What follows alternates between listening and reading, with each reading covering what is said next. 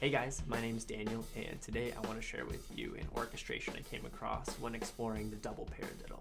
I find this orchestration useful as a kit warm-up when working on kit mobility and fluidity, and it also just works really well as a fill. So, if you're not familiar with the double paradiddle, the sticking is right, left, right, left, right, right, left, right, left, right, left, left. That's 12 notes long, so it fits perfectly into one measure of eighth note triplets, or if we play it twice as fast, 2 times, it fits into one measure of 16th note triplets. So the orchestration is fairly simple. For our right-handed double paradiddle, we're going to go down the toms, right, left on the rack tom, and then we're going to go down to the floor tom, right, left, right, right. So that sounds like this.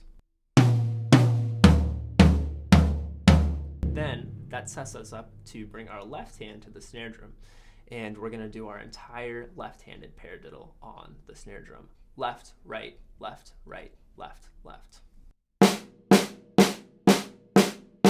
So when we put that together,